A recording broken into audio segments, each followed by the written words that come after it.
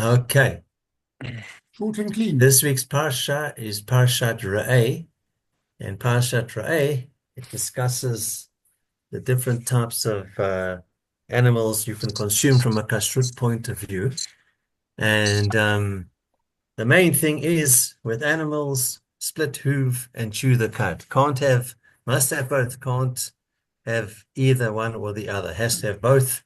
So as we know, cows and sheep, beef and lamb what we eat, and that's a practical example. Then the second thing it discusses is tzedakah, that the Torah that we commanded to give charity to the poor, and it's a duty, not a burden, because it says here in Devarim, chapter 15, verse 7 to 8, you shall open your hand wide to him. Okay, then last point, these laws, the kashrut laws stress physical purity in what we consume and social justice through supporting the less fortunate in our communities. Okay, actually, that's important to know. Um, Guys, I'm gonna obviously just start the screen and share something with you guys. After, nice to see you, buddy. Um, Give me 1 second. Right, I'm just gonna share the screen for 1 sec. Okay, so Uh, Abu shows that the example of a person chopping wood in the forest teaches us something else. Just as chopping wood is a voluntary act, so to any act causing death must be a voluntary act in order for the law of exile to apply. This excludes from exile the father who hits his son and inadvertently kills him, and the teacher who chastises his pupil and inadvertently kills him, and the agent of the court who inadvertently kills somebody in the performance of his duty, all of these killed while performing a mitzvah. So, how we ended off on this particular note is we basically said that Rava offers another response to Ravina's challenge. And he said, listen, I've considered this, Rava, said to Ravina. I've considered this. What I said before, I've got a slightly better answer now, is that if you look at this term, or whoever comes with his fellow into the forest. It's got Asher, Yavo, Et, Rahu, Ya'ar. And that means it speaks of one that if he wants to enter a forest, he can. If he wants to refrain from entering a forest, he can also refrain from entering forest. And if you look at the Hebrew, despite my logical arguments up until now, that a mitzvah preparation is not the actual mitzvah, and you could hire somebody to chop your wood for you, there's no necessarily obligation to do the preparation from a mitzvah because rather than take on the risk of chopping wood, rather get somebody else to do it and buy pre-chopped wood because the mitzvah is actually using the wood for your sukkah or using your wood for the altar. It's not the chopping process. Um, so if it uses this word for asher, it's got this element to it in the Hebrew of optional. And therefore, if it was a mitzvah based, why would you be liable according to our Mishnah? Because the minute it's obligatory under the obligation of a mitzvah, if there was a accident that occurred under that gas and you had no choice but to chop the wood in the forest, indeed that would cover you that you wouldn't be liable. Obviously, providing there wasn't absolute gross negligence, but it does offer you a certain protection. And that's what Abba Shaul is saying when a father or teacher chastises his son or pupil under the mitzvah of educating one's child, if a death had to occur, they're exempt. We did say, bottom line, is we're not talking about a case where there was abuse, because even Ravina says in many of the other Meforshim, including Tosfot, and even Rava would have to say that if there was head trauma, that's not within the confines of caning. Caning would have to occur on the thigh area or some area that wouldn't result in any brain injury or trauma. But let's just say that a clot or aneurysm developed on the thigh, etc., and there was a freak accident under almost the chinuch discipline aspect, they wouldn't be liable. We said with the court-appointed judge, sorry, the court-appointed agent, the same would occur with a caning, but also when you're trying to subpoena somebody to appear in court, you may use a certain amount of coercion, including corporal punishment, providing it wasn't any head or bodily trauma. So under the guise of the mitzvah, you wouldn't be liable. So all Rava is saying to Ravina is, this is my proof, using the word asher, that it's a voluntary activity, and therefore it's a preparation to the mitzvah chopping wood. It's not the actual mitzvah. But some say that he did alter his opinion to a certain extent, according to the Meiri, and saying that if you need it in order to prepare for the mitzvah, it does protect you in some manner. Many of the Meforshim don't agree that Rava changed his opinion. He wasn't a Moira. Even Rashi said he would be liable to exile. And most opinions say that he didn't abandon it. He's just merely now using a Hebrew proof to say whatever logic you come up with, this is the Hebrew for asher. As in vayasher yavo et rehu v'yara, meaning you've got a choice whether you want to come in the forest or not, and the word v'asher indicates it. Now, this is the question that Rav Ada bar Ahavah said to Rava. He said, look, I'm really not happy that you use this word for asher as an evidence of something being optional. And that would get you off, that would make you culpable to responsibility. And because we can use another example. What example does he use? Well, there are two particular examples. I'm going to share the page with you in the Deuteronomy. Just know that the Sepharia is a less than ideal counting compared to the Schottenstein.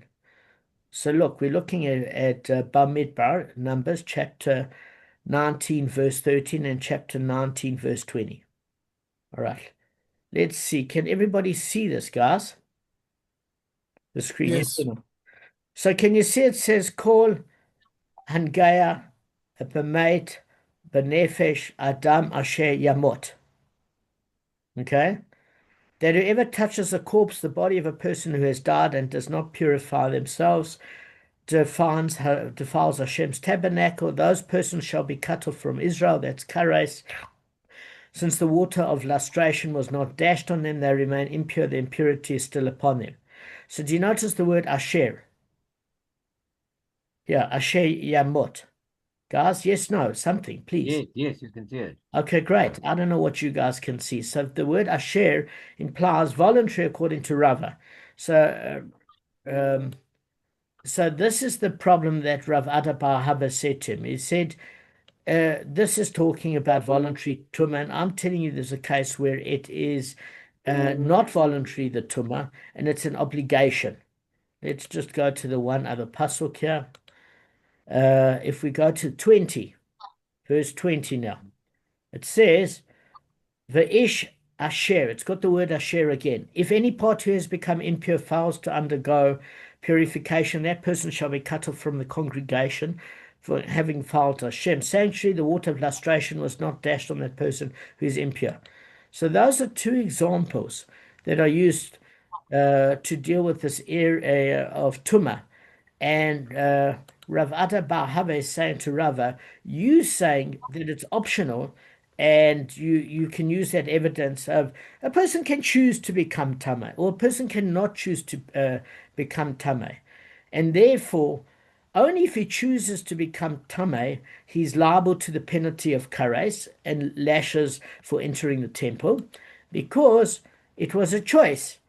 And therefore, if he has to go and enter a state of tumah for whatever reason, you might say under that guise, he doesn't actually have the punishment of lashes and kares. So that's fine, except how are you going to deal with this issue of an abandoned corpse? Because if you look at this issue of an abandoned corpse, where is it? It's Nazir 47a. Even if you're a Kohen Gadol or a Nazir, That's what's in Nazir, where you would never be allowed to come in contact with the dead body. You can't go to a cemetery, you can't do any of these things. If there's no one else to bury the corpse, it's actually a mitzvah that you cannot abandon it, and you have an obligation to bury it. And therefore, the fact that you've got tuma or punishable but kares and lashes on a physical level means quite simply that even for something that becomes an obligation, you're not let off the hook of the punishment.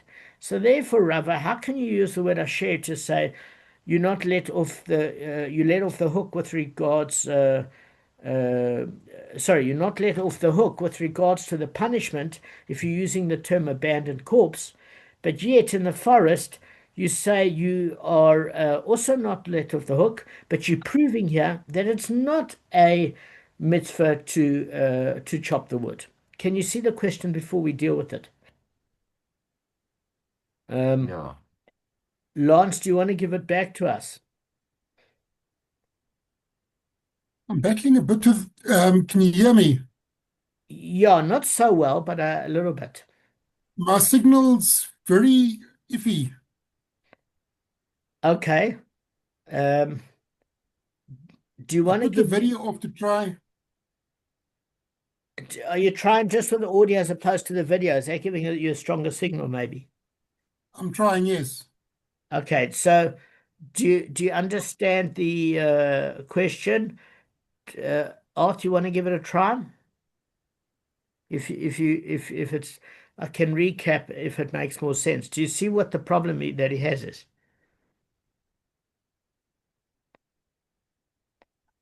Art, you're on mute. Oh, gone. Art, Yeah, that's right. Yeah. mate, can you hear me? Hold on, buddy. I'm just paying something for my wife. Yeah, verify me. Lovely.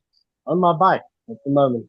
Oh, okay. Did you have it or can I repeat it? Can anybody repeat it? No, no, I don't have anything at the moment. My brain is fried. So, I mean, I don't even know what my name is off the top. Okay, well, please God, you'll get the full reward for the mitzvah, even if you don't know what's flying. Your bike's flying and just fly safe.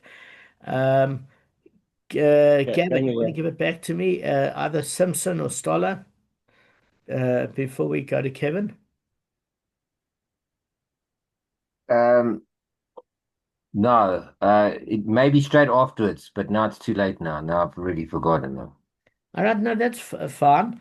Sorry, I've got severe brain fogs. I told you that already, but No, uh, no, I think just give it over again. Sorry, I all right. did actually. Yeah, I'm when gonna it was give. me immediately. I'm also got examples of voluntary tumor that are cleaner as well as involuntary tumor, but the bottom line is now is that what the issue that Rav Ada bar Ahavah is saying to Rava is you want to use this word asher as a almost an indication that it's a voluntary act that you're doing.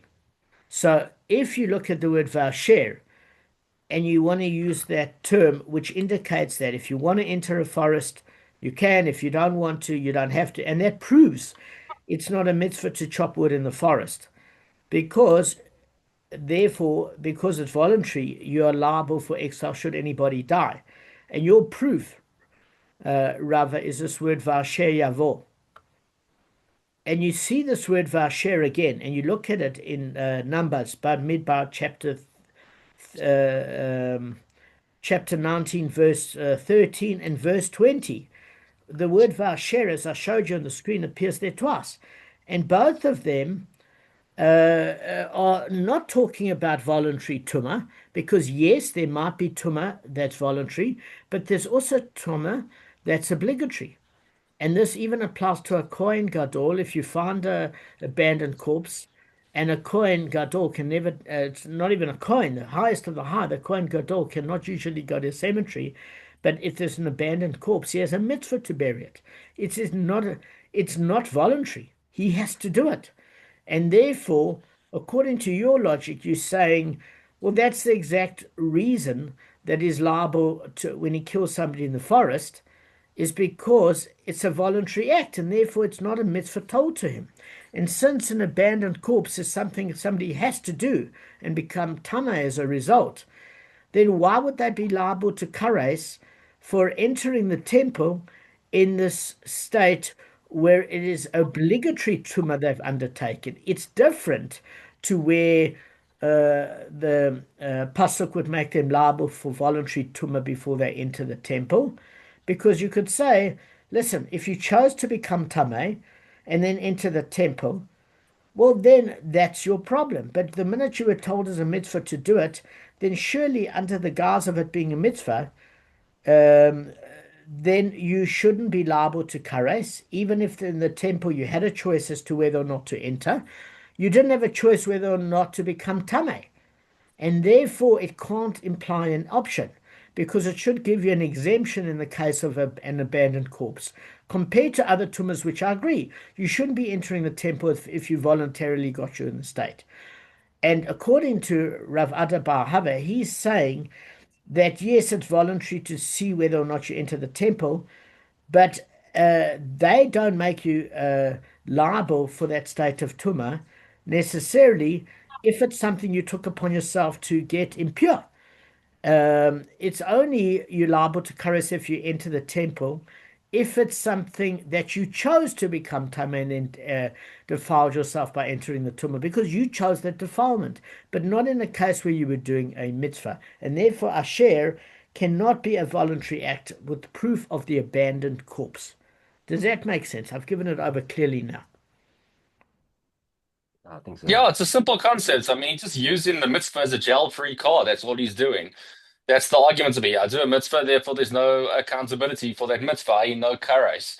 If I do something like that, he's trying to correlate that. But I mean, the simple reality is over here, it's two different scenarios.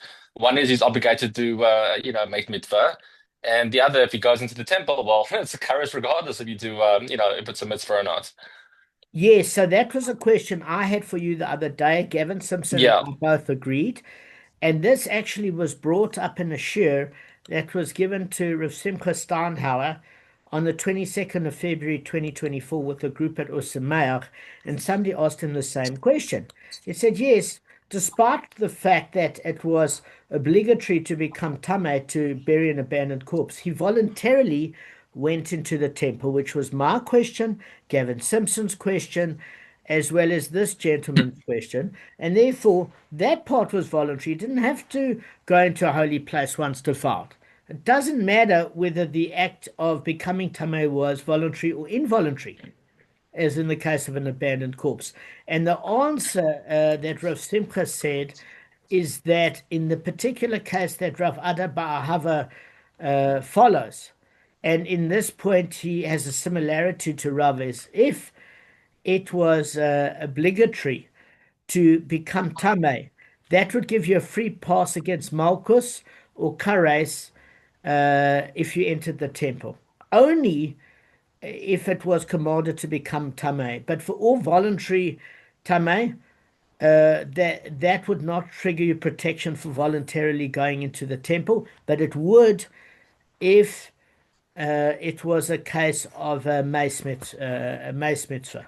Well, James, I think the bigger question as well. I mean, if you could understand that there was like a mace on the Temple Mount itself, and you would have to remove the mace on the Temple Mount, then I think it's more it's a better question. Would you be liable for kares or not? Because the case of chinuch, the guy's beating the child or whatever it is, but he's doing the action for the mitzvah. That is the mitzvah to educate it, right? It's the same case. Whereas with the Maid Mitzvah, we're saying he's in Johannesburg and he goes all the way to Israel, and then we say that he has kares over there. But what would happen if there's a Maid Mitzvah on the temple itself? Would he get kares or no kares? So Because now it's really connected. Now it's really connected. So myself, you, and many of the Amoraim or Tanoim would agree with that opinion that at that case they had no choice but to enter the temple because of where they found the corpse. But what we are saying is, according to Rava's logic and Rav Ada bar Ahavah, they both say that if there was no other way to get wood, this is what the Meiri says, that entering chopping the wood and going into the temple under that premise would give the person protection. So in that particular way that they hold, it's because it's involuntary and the wood is not just preparation for the mitzvah. There's no one chopping wood. There's no wood to get. Nobody's doing it. Nobody wants the drama. In other words, the juice isn't worth the squeeze. Everybody is not very competent at chopping wood, and they need kara. They need to be gone to the city of exile for like a hole in the head for the odd couple of rand that they'd earn off chopping the wood. So they're both holding by the same position that if it becomes an obligation, in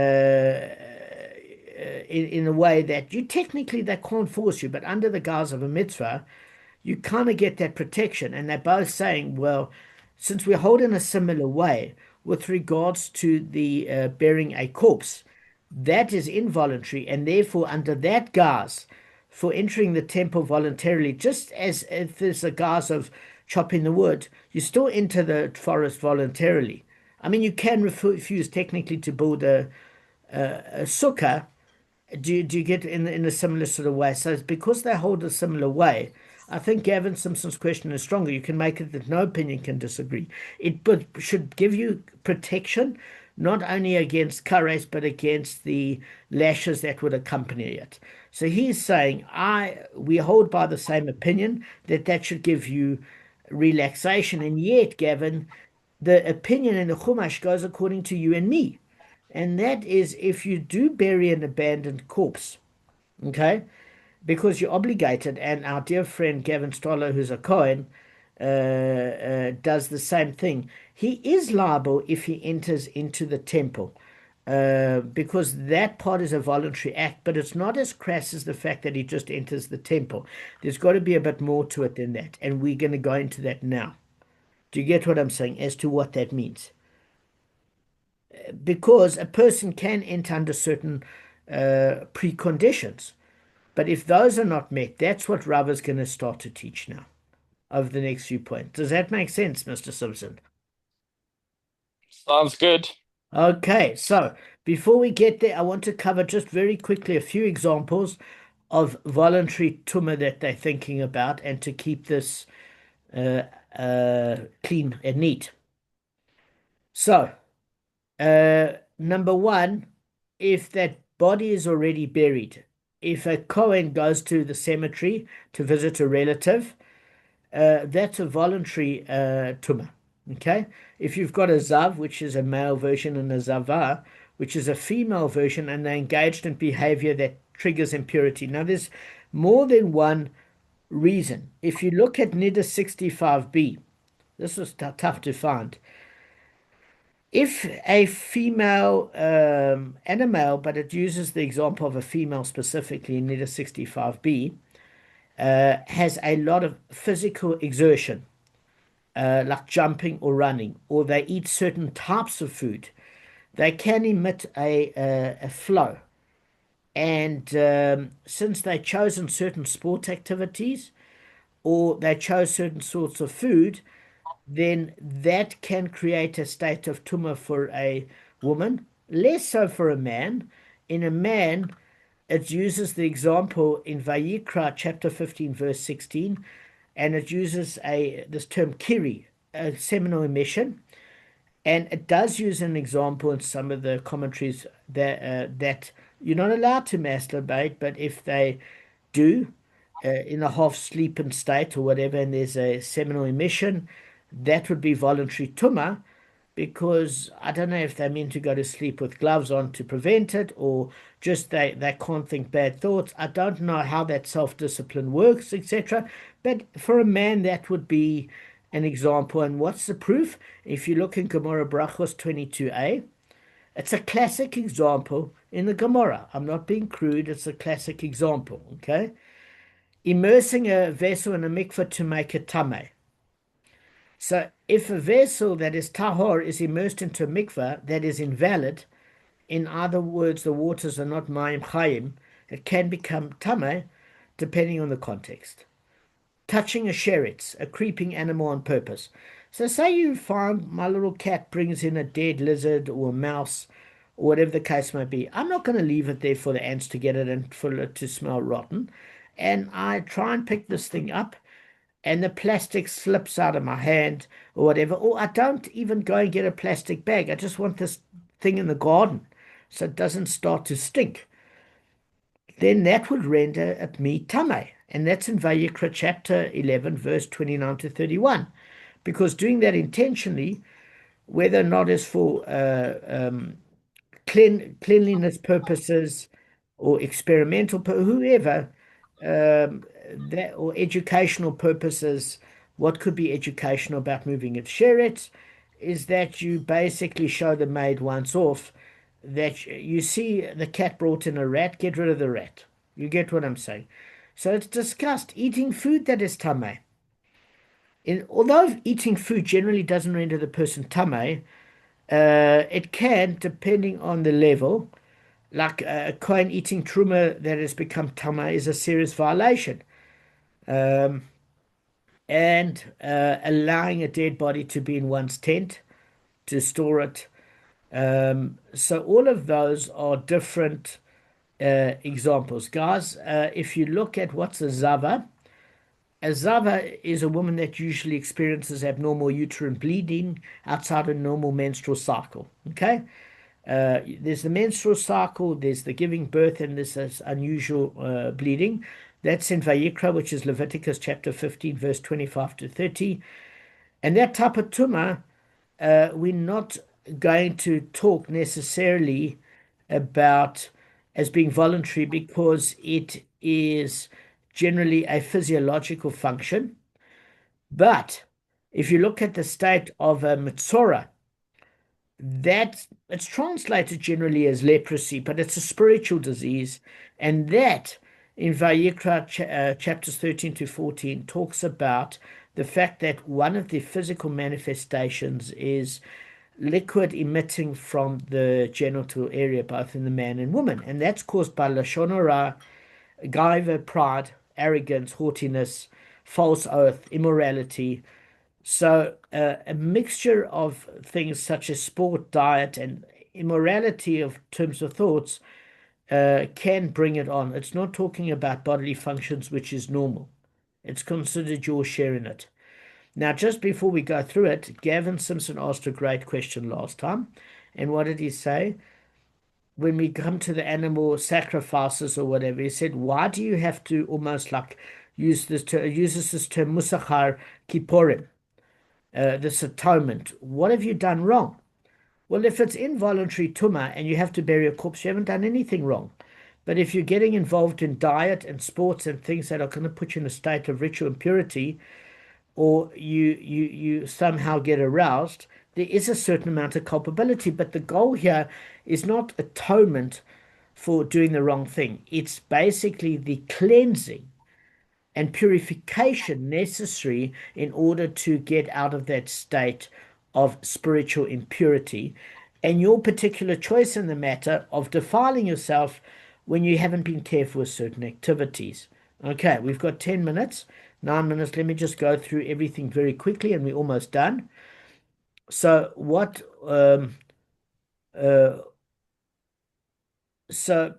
we are saying is that since even for involuntary tumah, that a person's doing a mitzvah, they shouldn't get technically kares and lashes. Then how does Rava answer this word that asher is still voluntary? Simply because if it is voluntary, then you should say, okay, for any tumah that you get that's voluntary, you're liable. But if it's a mitzvah, that should give you a pass, even though voluntarily you enter in the temple because you've done nothing wrong. So it was a point that Gavin Simpson made, but a new application. And we're saying that they are responsible. So the reason Rava says to Rav Ahavah that you're responsible is he actually would agree in a certain way with Gavin Simpson and myself, or should we say we agree with him, that it is voluntary to come into the temple. You cannot come in from a state of absolute defilement. So Gavin Simpson, all parties agree with that. The issue here is he said that what you could think is that it would suffice because it uses the word tameh, he shall become tameh. So it means that you would think that you're off the hook, but you have to know that if a person is immersed in a mikveh to rid himself of tumah, you think you're allowed in the temple. Okay? So let me just read you the first words in chapter 19, verse 13. Whoever touches the corpse of a human being who dies and does not purify himself has contaminated the tabernacle of Hashem, and that soul shall be cut off from Israel, for the purification waters have not been thrown on him. He shall be tameh. His tameh is yet with him. Those words, yet with him. So since the verse actually speaks of the kares penalty for entering the temple in a state of tumah, what does it mean it's yet with him? It's got this word tevel yom. Okay? So in other words, he hasn't rid himself of the tumah. And you say, but he would never just go into the temple. So we're saying, look, he actually went to the mikveh, but he thought immediately after the mikveh he was spiritually pure. But what you have to do with tevel yom is you have to actually can only enter the temple, it would seem initially, after the immersion, once you wait until nightfall. Well, sorry, I'm getting hypoglycemia, I'm twisting my words. In other words, there's still a vestige of tumah until that end of the day. So once nightfall hits, then you are free to do it, because this term tevel yom means you have immersed yourself during that day. So because there's that residue of tumah, you have to wait until nightfall. That would be whether you eat truma or go to sacrificial foods, and that's why you're entering the temple. So what Rava is saying, even in this reduced state, you would think you could go into the temple, and you can't. And then Rava says, I've come to teach you something else. If it says this tumah is still before him, what it's saying is, firstly, I'm here to tell you that you actually have to wait until the next morning, not until sunset. So that's the other third stage of purity, voluntarily entering the temple. And the fourth thing is that, did you bring your atonement sacrifices? So in other words, what has to happen, if you look at a Makkos daf 8a3, which is atonement or purification sacrifices, they're for four categories. It's for a zav, a zava, a metzora, and a woman that has given birth. And yet, you have to wait until the next day before entering the temple. And in order to get pure, full purity, that the sacrifices are made the next morning. So, Gavin Simpson, you can enter the temple, but you can't wait until nightfall. You have to wait until the next morning. But you still have a vestige of tumah unless the sacrifices are brought. So why are they brought? And this is the question of Ahavah says to Rava, because what do you mean atonement? What do you mean Makkos daf 8a3? It would seem as if they did something wrong. In those cases, yes, because they might have gotten themselves into a state of tumah as a choice, by all the examples I've given you. But what about an abandoned corpse? And it uses this word, Rava says to him, od, to answer your question, means we even including burying an abandoned corpse, so that you should know that the same processes of immersion about waiting until, not only until nightfall, but until the next morning, and bringing your sacrifices, means that that is the voluntary aspect, and you need to be in a state of readiness before even something that's obligatory you take on that's voluntary. So that itself has to follow the point of entering, because that part is not voluntary. In other words, to get yourself to the point of readiness. So he's resolved all the issues, Rava. Does that make sense?